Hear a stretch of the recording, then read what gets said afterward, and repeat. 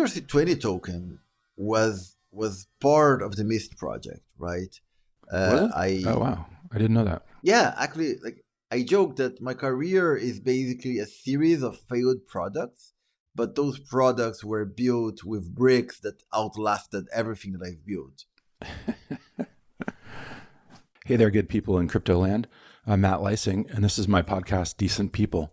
Welcome to the conversation. On today's shows, I talked to Alex Van de Sande, who's better known on social media as Avsa. Avsa was way back in the day a very early Ethereum developer. He helped develop the Mist wallet along with Fabian Vogelstetter. We talked about his upbringing in Brazil, part of which was in a rural village where his dad was a fisherman at one point and his mom owned an ice cream shop. We talked about his return to Rio de Janeiro. And we also talked about how the ERC20 token, which is, as you guys know, the basis for all sorts of altcoins, or you might want to call them shitcoins, was part of the Mist Wallet project with Fabian Vogelstetter that Avsa developed, which was something I didn't know. We also studiously avoided talking about the DAO incident, which, if you've read my book, you know Avsa was a huge player in that drama. So I hope you enjoyed the conversation. Let's get to it.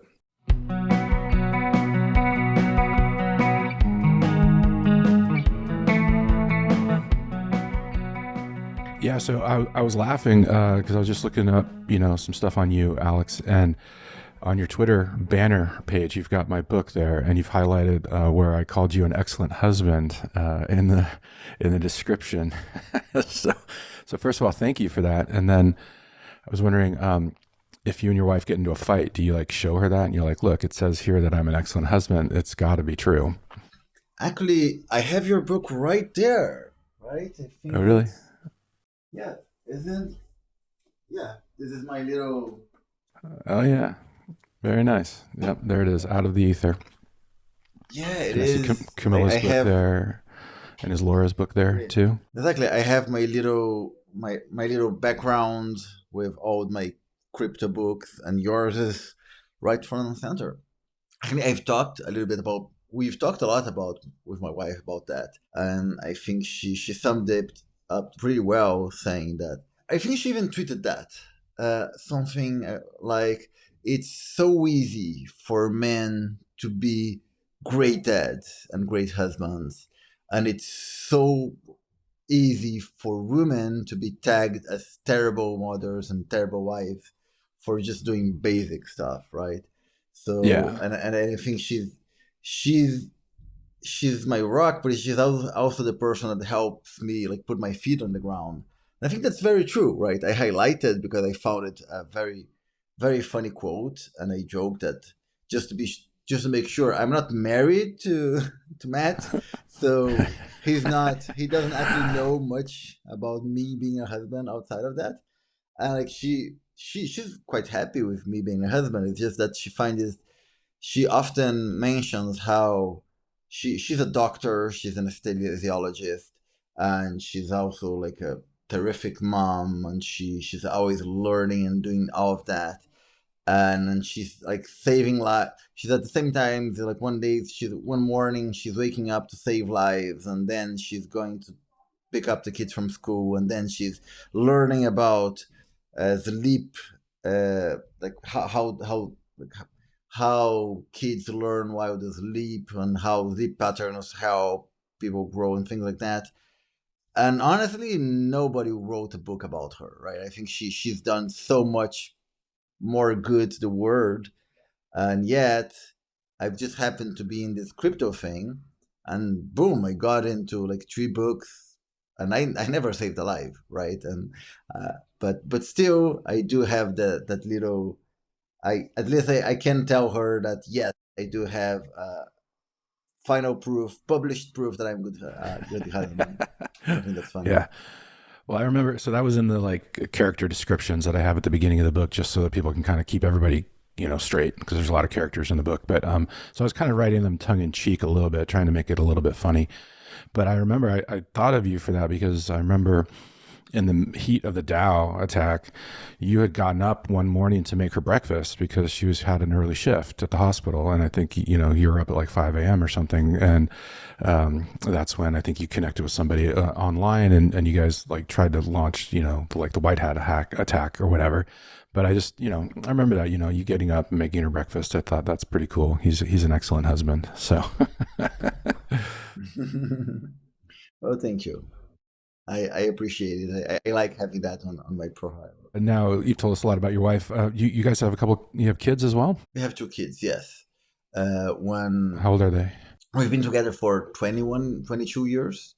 But the kids came almost with so one is 5, the other is 2. So they came together with my crypto career in a sense, right?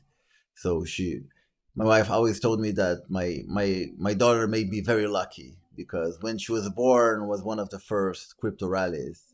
So that was nice. Yeah, that's good. Timing your children to the crypto bull market. So let's go back a little bit. You're in Rio de Janeiro, in the Copacabana neighborhood, I believe. Did you grow up in Brazil as well? Did you grow up in Rio? I did. So interesting story. I was actually born in a more northeastern city, like a small fisherman village. My dad and my mothers were like, they were sort of a hippie, and they wanted to have kids in the middle of nature. So they moved before I was born. They moved into a very, very small village where my father had a bakery. At some point, he had like a fisherman boat. My mother had like an ice cream shop. They were really those like small town folks. And then I came back to Rio when I was like a small kid, and I grew up here. Yet a lot of people assume that I'm not Brazilian. A lot of people assume that I'm Dutch or something. And I've had people come to talk to me, and they were like, come talk to me in Dutch, and then I just assumed you would understand what I'm telling you. But yeah, I am. So just based on your last name, of course, right? Van de Sande.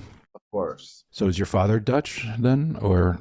My grandmother is Belgian. And so did you like grow up going out on the fishing boat before you moved back to Rio and doing stuff like that? Were you hanging around the ice cream shop, like stealing ice cream cones?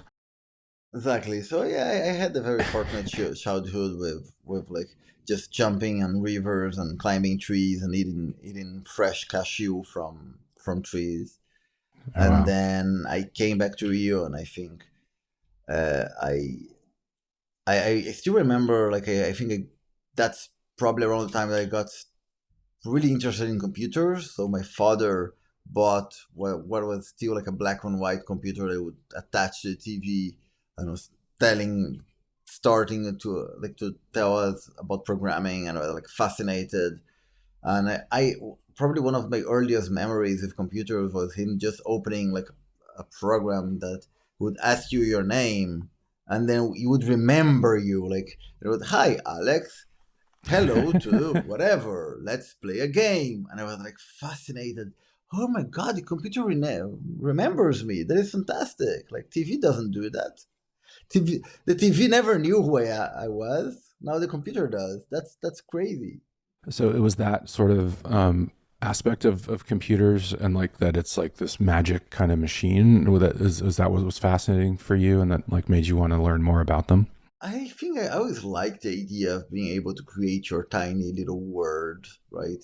Always loved to draw and draw like whole universes, and then you could like make those stuff inside a computer, and that always felt fantastic, to be honest. And I think that's how I got into programming and drawing and illustration, which led me to be a designer, right? Which was sort of like the mix of tech and art, I would say. When you came back to Rio, what year are we talking about there, and what was the like what kind of computer like landscape were you in at that point? Like what kind of models or whatever were you using? So this was probably 86, 87. So and Brazil I think was still very closed. The market in computers in Brazil was very closed. So Brazil did this weird thing during the 80s and the 70s in which they decided to just they saw like the Amazon and thought this would be a perfect place to build a city just to build for computers, right? And then in the 80s, almost all of the computers were just locally produced in this like city in the center of the Amazon. So probably I got one of those like IBM clones built in Manaus. And then slowly like the market was opened up with on the 90s and we were able to get like decent computers. That's interesting that Brazil does that from time to time. Like, isn't Brasilia way out in the middle of nowhere, the capital, and it's sort of like a very planned city in the middle of the jungle, basically? Yes, Brasilia is right in the sort of geographical center of Brazil, and it's been a planned city. So Brazil does those weird things where suddenly it like the history of Brazil looks a lot like the American history, but out, like upside down in many ways, right? Uh, and I think Washington D.C. is also a planned capital, right? It was also built Yeah, as good a point. Built on a swamp, actually. and Brasilia did that in the 60s, and and and and it's a very interesting city because it looks like a city built for an alien civilization that has four wheels, I would say, which is basically like because that is the native population, right? It's some sort of blocky alien that has four wheels, and it just happens to carry humans inside it. Yeah, I remember seeing a documentary, I think, on Goodyear, the tire company, and they obviously they're getting their rubber from the Amazon, and they had these crazy factories and cities like that were there, and then I think they all shut down, but the jungle is just kind of like overgrown on these old buildings. It was just really kind of spooky. Um, but okay, so once you're super into computers, what was the path you thought you wanted to take? Like, or you said you wanted to be a designer, so you're combining some of the art and then some of the computer stuff. How'd you go about making that a reality? I knew I liked computers, and I knew I liked like drawing, and I didn't know how to fit them. And then like sort of found design almost like randomly on that, and I think I slowly realized that within design you could do that. You could create like this those digital and physical worlds combined. But I would say that looking back at my career, most of the stuff that I'm proud of that I've built, what I was actually doing was not designing, was not coding. What I was actually doing was translating, right? And I think the things I'm most proud of having done were things I look back and really what I was doing is I was getting something complicated and I was translating to another medium, right? I was translating into a visual medium. I was translating into like an interface. I was translating into words, and those are things that like I like just understanding something complicated and being fascinated about it and wanting to tell the rest of the world that couldn't understand it, but wanting to try to tell them in their language in a way. Yeah, that's really interesting because I feel very much the same about writing and about being a reporter. Like you're basically I'm trying to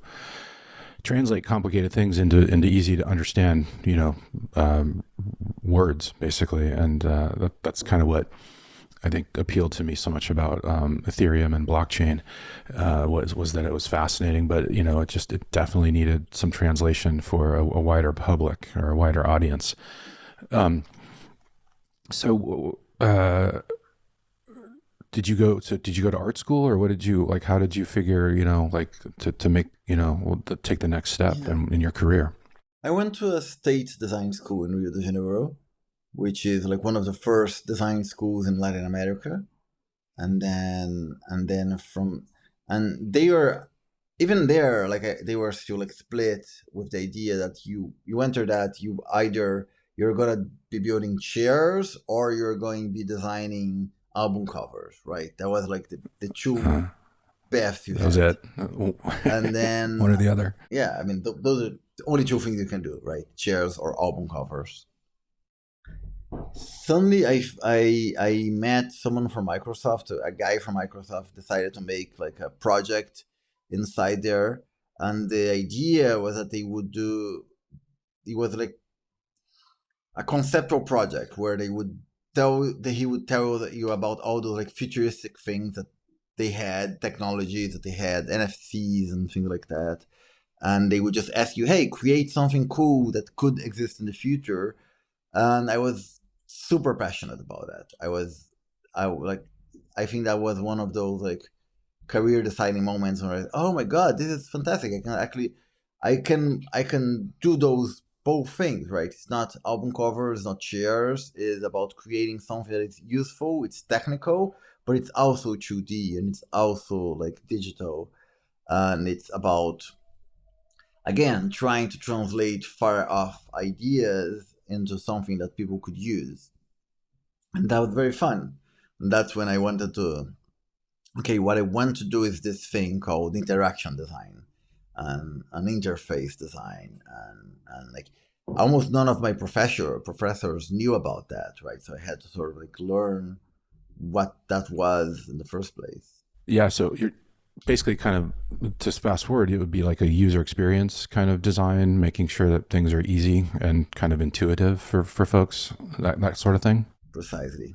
So this is the part you're going to hate, but when did you get into crypto, or how did you first, when did Bitcoin probably come across your radar? I read an article about saying something about Bitcoin, which was I've like, some old site like mahalo.com, something on one of those like defunct sites, I would say, that had a very clickbait headline saying, look, this thing is either going to be like overthrowing governments or it's going to be forbidden in the next few months. And yes, it's real. We tested it, and it would describe how Bitcoin worked, and that got Okay. me interested. I was like, yeah, that's cool. And then I saw a talk on someone saying, hey, about the real possibilities that cryptocurrency allowed you, and those were things that, and those were things like, oh, you can have your car talk to the other car, you can have organization that is just digital. And that's when I first heard about smart contracts.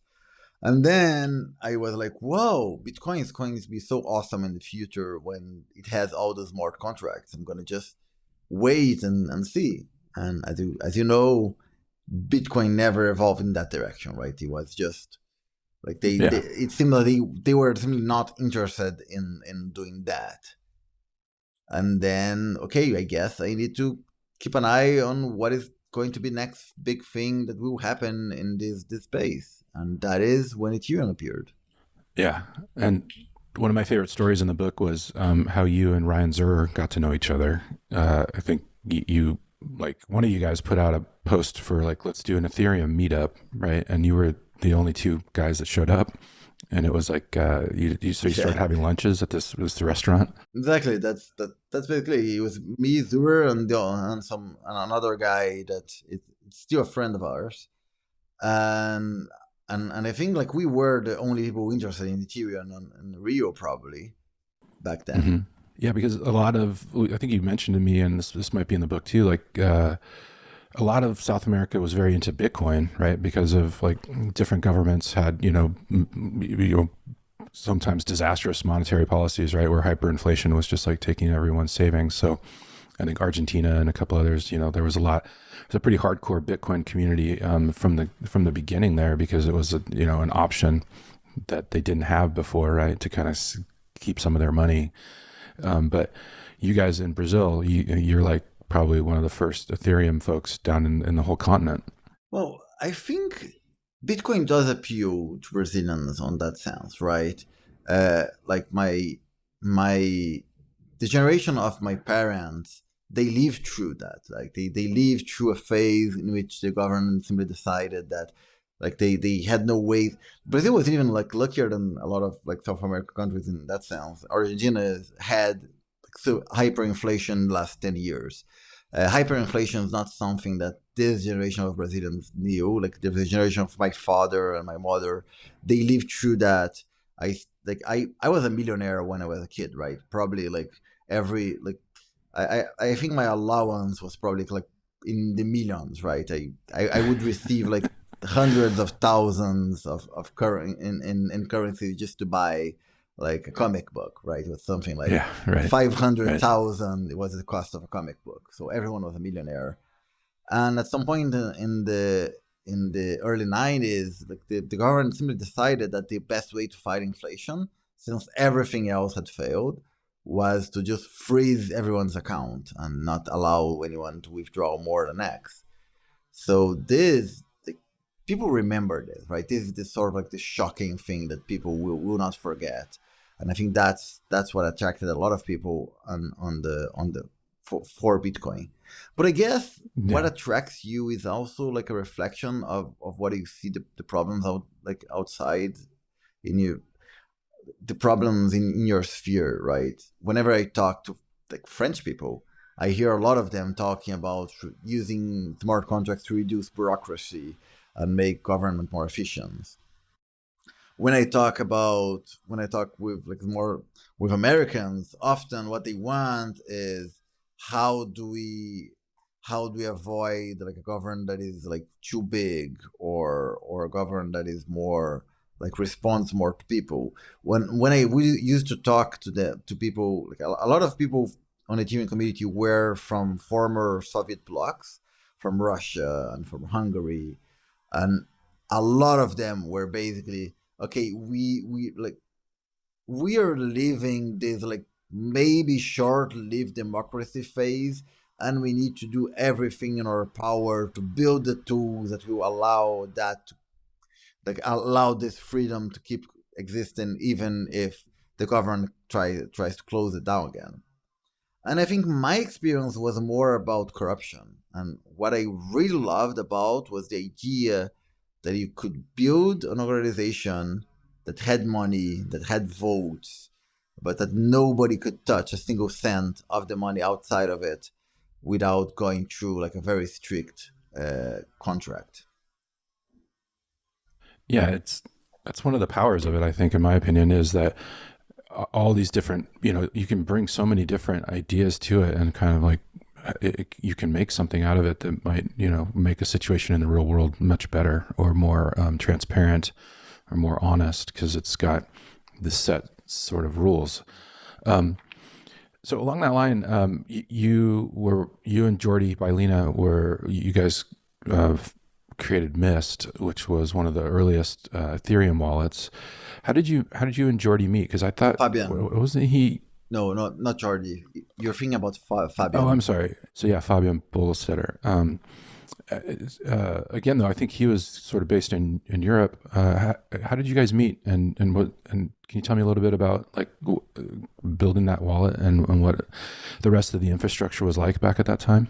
Sure. So I got into the Ethereum Foundation by just like I got it into a time in which you could go to the forum, make an answer, and everybody in the Ethereum Foundation would answer you. Like Vitalik would answer like a post on the forum, and that's when I think I first downloaded a piece of software from Gavin Wood called Aleph Zero, which was a crap piece of software, but it was like so fascinating because of all it could do.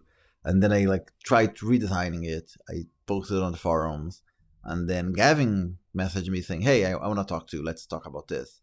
And then he told me, "Look, I think I like your design, but I think you're not thinking far enough, right? You're not grasping the full vision of it." And which surprised me because I thought, hey, I thought I was doing something like very like completely like rethinking everything, and he was, "No, you're not going far enough. Let me tell you about Web3, right?" And I guess that's when I first heard the term. And so Gavin and Jeff, they had this vision of like a browser that would be the foundation of a new web. And I think part of it was and that's something we failed on the discussions of the current Web3, in which like it wasn't based on servers, it wasn't going to be working in normal browsers. You have to do everything through crypto. It was like going to be everything peer to peer and things like that.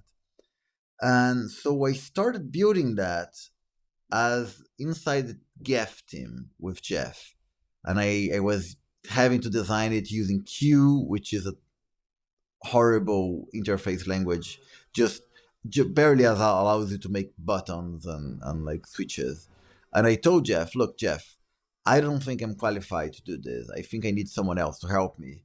Probably someone that would be very good at building like single one-page apps on using like web technology. And then he told me, I think I know the guy. There's like this weirdo that's always appearing in Berlin meetups. He really wants to do like Ethereum things. And he introduced me to Fabian. So I hired Fabian, but Fabian is a very unique like guy. He never like, I hired him, but at some point, if you saw our interaction, you could figure out he was my boss, right? Because he was like, and he had like very strong opinions and very strong ideas, and he would talk literally for hours on the most simple things, right?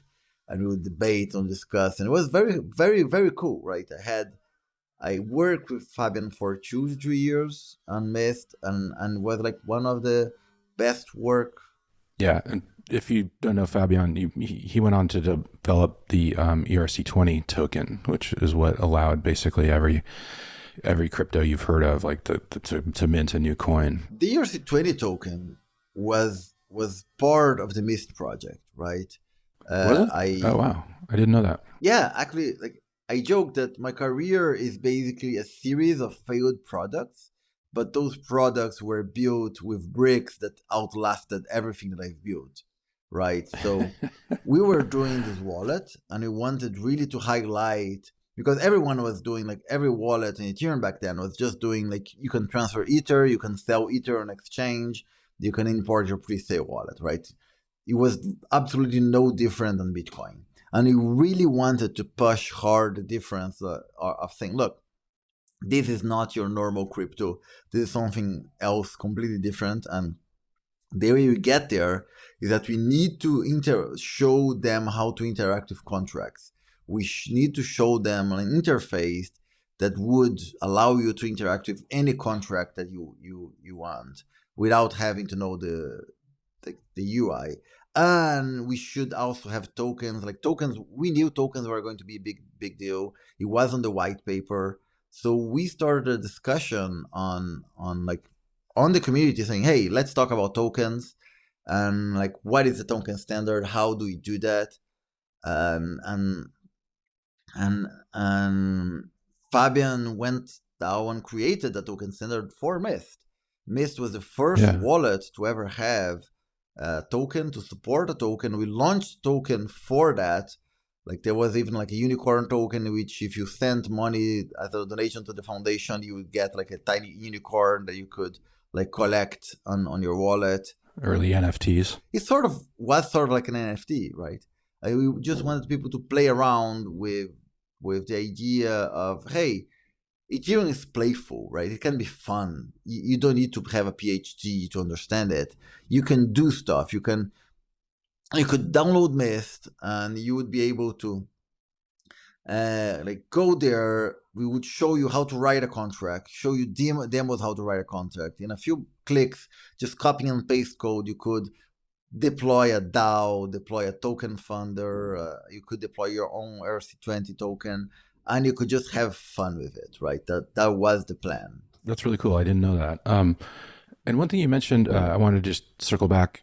You mentioned Gavin Wood, obviously huge influence in Ethereum. He wrote the yellow paper that kind of like spec'd it all out and took Vitalik's, main architecture and just made it like the blueprints.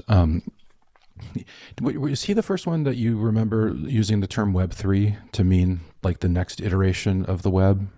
He's the one who taught me that, yeah.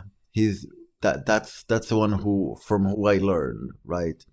Not sure about other people's experience, but that was my experience. So let's like keep going on the failed projects you've had, but the building blocks that are still there. What was did you get involved in the Ethereum naming service at this point, or was that a little bit later? Because I wanted to talk to you about that, because I just talked to Nick Johnson for a podcast, and he's a fascinating guy. But maybe you could just kind of tell us a little bit about ENS and why you think it's important and what it allows people to do. Naming is also one of those things that predates Ethereum, right? ENS was the first naming system like in Ethereum, but naming itself predates Ethereum to the point in which you could say that it inspired Ethereum, right? One of the first non-financial use cases of a blockchain was Namecoin, right? And it was like basically a copy of Bitcoin, which you could just mine names instead of mining currency. And I guess Vitalik looked at that and took a look at other projects and realized, hey, why do we have to have like a brand new blockchain for names, another blockchain for tokens, another blockchain for like trading? Why can't we have like everything in a single blockchain computer, right? So that's why, like, when you see like the white paper, it talked about naming, it talked about tokens, talked about DAOs. So we always knew like that we would do that at some point. In fact, one of the reasons that we didn't have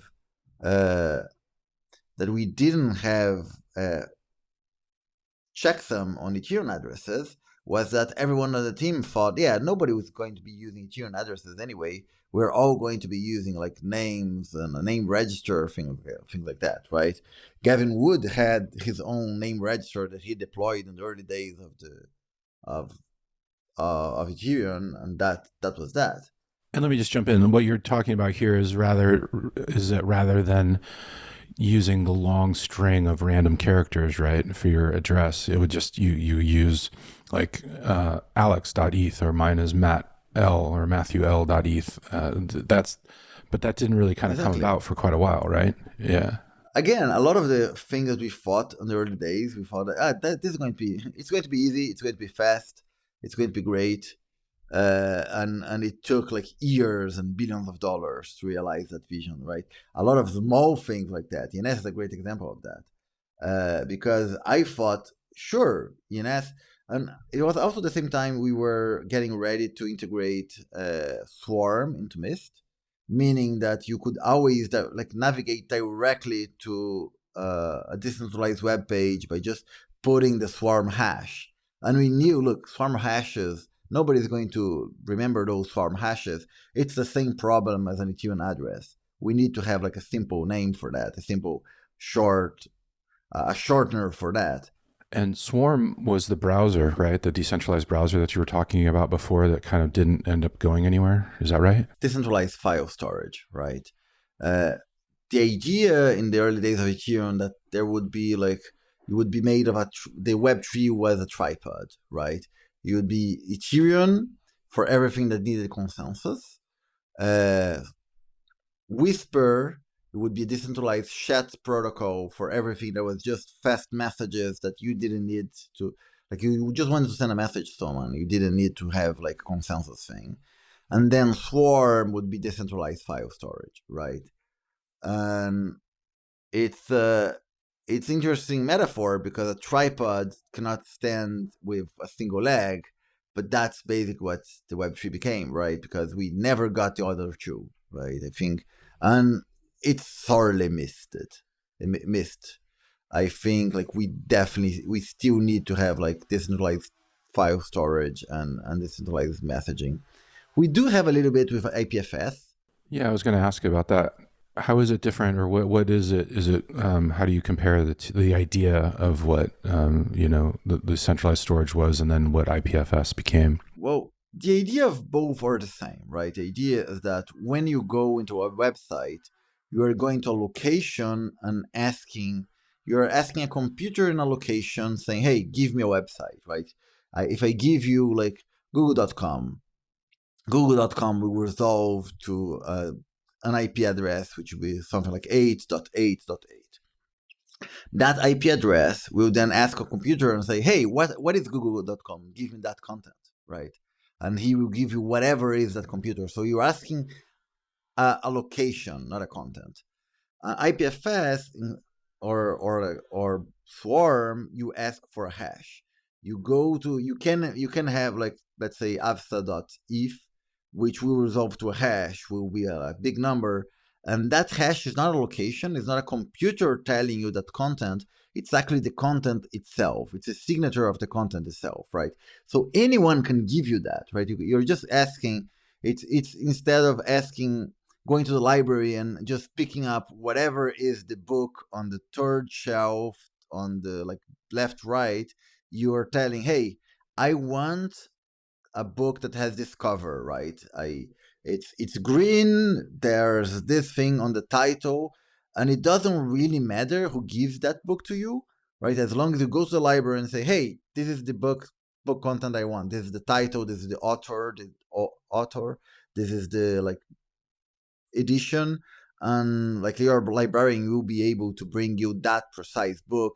It doesn't actually matter where she got it from or who had that book before you, right? So that is really the idea between decentralized storage, right? You're just Yeah. And the nice thing is that it's good.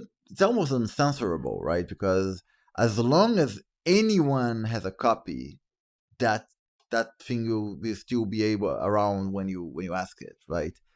And of course, Yeah. the problem is that often nobody has a copy, right? And I think that's the problem, not with IPFS itself, but really with the architecture that we decided for Web3, in the sense that some NFTs, they keep their image in IPFS, but then, and almost every time is it what you're doing is you're just asking, like, a provider like Amazon or Infura to give you, like, to actually host the image for you. And when we are building Mist, we had this belief, this naive belief, to be honest, that everyone who was running a browser was also a node. They would be like a full Ethereum node or a light Ethereum node. They would be also, like, hosting files for Swarm, and whenever you downloaded a website from the decentralized storage, you would also be uploading that website. So the more people that would access a website, the more people, like, the fastest that website would load, because more people had backups and had local backups, right? And it was a very, like, beautiful architecture, but it just, like, the tech just wasn't there yet. I was telling you, and I think we were talking about ENS, where ENS fits there, and so Swarm has and the EPFS has the same problem as an Ethereum address. It's just a long, unmemorable, like, string of random characters that you can't just know. And we knew, hey, there's a very simple solution. We just use the blockchain to create a consensus and know, look, mat.eth is going to point to this Ethereum address, to that Bitcoin address, to this Swarm file, to this IPFS file, and that's going to be it. Is ENS, do you think, going to be used as well to try to solve for digital identity in a decentralized way when you don't have a sort of a middleman or somebody who can vouch for identity in a peer-to-peer system? Do you see that happening in any way with ENS? It's beautiful because I think it's one of the things that happened, like, on ENS in its own. It wasn't what we created it for, but it sort of became, right? So when we created ENS, was just really a shortcut for your address, a shortcut for your baby website, and then, like, and where it came from was that Nick had just joined the foundation. He, like, I really was interested in doing, like, a naming system for Mist, and then Nick joined the foundation and posted on the forums, hey, I have the solution for a naming system I would love to discuss with someone. And we started talking, and we decided to collaborate and launch this thing. And I thought, hey, that's okay. It's a feature from just a small feature for Mist. I'm gonna work on this in a month. We're gonna release it, and then that's it, right? It's the end of the thing. It's gonna be working forever, and nobody needs to work on that anymore. And then that's what we did. And Nick kept working on ENS. I went back to working on Mist once. Like it took, instead of taking a month, it took 6 months. And then that's the first error. And then the second error is that I left to go back to Mist because, yeah, this is just a feature that was built. Nick, on the other hand, kept building and kept working on it. And I think it's a great lesson because this little feature that I thought was just, a naming thing became then the central point of a digital identity. It then became like last year they did an airdrop, and then that airdrop became like the centerpiece of $1 billion ecosystem with lots of tools and lots of companies, and it tells. Yeah, and they're shifting into a DAO too, right? It is a DAO, exactly. It is like almost everything, every decision is just part of the DAO, and it tells me like why a lot of the things that we thought would work didn't work. Like because we were building like a little browser that would be a full node that would be all of those things, and a lot of things we thought that were just like a small feature became $1 billion industries, like exchanges, tokens, and naming. I like to ask people like you who've been in Ethereum basically from the very beginning. I know you've definitely touched on this, you know, about like the naivete and some of the mistakes, but in general, like in 2022, you know, going back to, I don't know, 2014 or 15 when you got involved, how are things going in your opinion in the big picture, and what are you happy about, and what are you surprised that still hasn't kind of come to fruition? I guess everything became mainstream a lot faster. Like in many ways, I would, if I could talk to like myself 5 years ago, in many ways I would be like shocked on how much something became mainstream, and in many ways I would be shocked on how much stuff did not evolve. Right, both of those things are true. Right, in many ways it evolved a lot, and in many other ways it just didn't evolve enough. Right, and I would say that it evolved a lot in the mainstreamization of things, right? Suddenly everybody's talking about NFTs and tokens, and people raise billions of dollars doing like token sales and things like that. On the other hand, a lot of it was about finance and financialization, and I think a lot of those early ideas were left, right? What about this whole idea of like making a website that doesn't go offline? About this idea of making apps that you can't stop or you can't censor? What about this whole idea where you create a DAO that governs itself and keeps existing even if if like if if the developers themselves are arrested, right? The Tornado Cash DAO, right? The purpose of a DAO was precisely for that. If you build a technology that is deemed dangerous and they started like sanctioning you and arresting people, the DAO should be there to still like keep the thing running, right? Yeah, which is what's going on with Tornado Cash, right? It's still running. You can access it if you want, but but the DAO itself closed. Like they had like a DAO, and then they closed the DAO as soon as things got caught. Yeah. No, but I mean the software. Yeah, what I mean is the software is still there. Like the smart contracts are still live. Yeah, absolutely. And there are a lot of people who censor Tornado Cash transaction, but still like. The beauty of the architecture is that even if 90% of all validators did not include Tornado Cash transactions in their blocks, after 5 minutes you still have a 90% chance of being included in like after 5 minutes, right? And so it is beautiful how censorship resistant it is, right? In a sense, but on the other, like we should. I think Web3 does not deserve the moniker of Web3 when we are still running the server infrastructure that we are running, right? When most of the stuff is still running, relying on Infura, relying on Amazon, relying on things that you don't control the keys and etc. How are you thinking about that? Because this year has been really tough in a lot of ways for folks. There's been a lot of centralized failures, going back to, like the Terra Luna situation, Three Arrows Capital going down, that leading into a lot of the, crypto lending industry sort of like crashing and burning with a lot of bankruptcies. And then, of course, FTX, which we can't seem to get away from. Yeah, all of those are like, you've, in your whole career here in Ethereum, you've been building out decentralized applications and decentralized uses. But you can't stop these other centralized entities from forming and people from using them. Do you feel vindicated in that way, or like do you wish that people would like kind of remember why this technology exists in the first place, or how do you think about that in the wake of all of this kind of turmoil? I don't blame people for you. I think as a designer, I don't think you can blame people for doing things that are easier, right?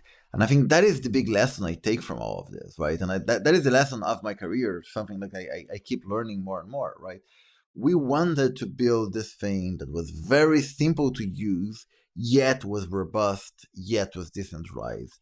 But simply wasn't possible, right? So in 2016 to 17, if you run Mist, you would like Ethereum existed for 2 years, and even running a light client, you still had to sync your Ethereum node for a few hours and use at least 1 GB before you could use your wallet, right? And the main wallets were Mist and MetaMask. In MetaMask, you didn't have to do anything. You just clicked, connected it, and it was live, right? And every time you opened Mist, you had to like rethink, and it took hours. If you went to MetaMask, every website was as live as it was just your browser, right? The browser works perfectly, and every website loads perfectly. If you went to Mist and you tried downloading a decentralized website, like 9 times out of 10, it wouldn't load, you wouldn't find the files, you wouldn't connect to peers. The experience was broken, right? Experience was a lot of ways broken. So it's not surprising that people just flock to MetaMask, like which was the practical option. And MetaMask is in a lot. So, but MetaMask is in many senses, a lot better than the other alternative, which is people also flock to, which is let's go to Coinbase, which is even easier to use, or let's go to FTX, which is even easier to use, right? So, or let's deposit my coins and earn 20% interest here, right? As a designer, you can't blame people for doing the easy path, right? You have to just think, yeah, it is our failure in not helping, not making things even easier and even easier and even easier, not working every day to just, figuring out what are the barriers of entry, and just you have to keep building them down, even if this one little feature will take you like 5 years and $1 billion and 100 different companies trying to fix that. And I think, for mass adoption, what you want is you don't want people to know what they're doing, or, on the back end. You don't want them to necessarily know that it's a blockchain-based system or it's peer-to-peer. You want it to be easy, right? You want it to be convenient, and you want it to be somehow better than what they were using before, so that they come over and start using this product. So I completely understand where you're coming from on the design. Exactly. You don't want, but people don't need to know that things are decentralized. They don't need to care that things are decentralized. But decentralization is the thing that you don't actually care until you do very much, right? You don't need to care about it until suddenly someone takes it, until it goes down, until someone forbids you to accessing your coins, until you figure out that your coins were never there, or they were being gambled away by someone else. that is the path, right? There's one path in which you don't care and you care a lot, and we need to build that path in which you don't need to care, but it is very easy to use. It's still very easy to use, and in a way, it's better to use.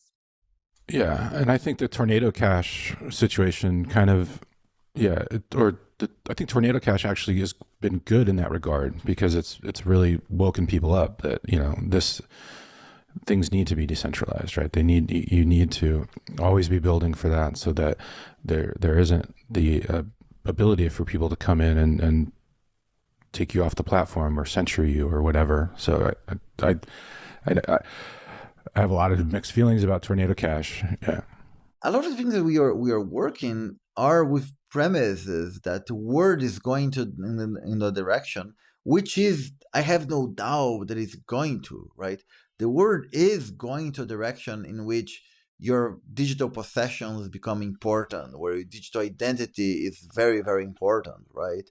And in many ways, like there are, like in Brazil, for example, if you have a digital company, you have to buy a digital certificate, which comes often in a little USB stick, or it's like a file, and you have to pay like a lot of money for that, right? For that little USB stick, and the experience is terrible, right? And what we are trying to, and if you take a look at what Ledger is doing, like Ledger just released the Ledger Stack, which I'm very excited about because it was designed by the same guy who designed the early iPods, and it looks like a beautiful way to own things, right? And soon, like, I think people will look at that and ask, why can't why can't I do like everything that I hold that is digital? Why can't I hold it in such an easy way, right? Your identity is going to be digital, your voting is digital, your money is digital, right? Your domain name is digital. Why can't you hold it in as easy and as simple and as secure as you can hold a cat picture that you bought on the internet, right? And I think that is my hope, and that's why I keep working on this field. Well, that's great. Let's leave it there, Alex, with the hope and why you're working in this field. And I want you to realize that we just talked for about an hour and we didn't really even talk about the DAO at all. So I think I deserve some credit for that because we've definitely talked about that a lot in the past. Yeah. So why don't you tell folks where they can find you and just quickly, like, what you're working on these days? So I'm working on ENS. ENS basically brought me back, and I used to tell people that, like, you can find me at Avsa on Twitter, but I hope that soon I can just tell you, like, look me up as avsa.if, right, on whatever social media you have, right? And I think we are not there yet, but I think we're going to be there soon, in which, like, I believe your identity should not depend on the platform you're using, right?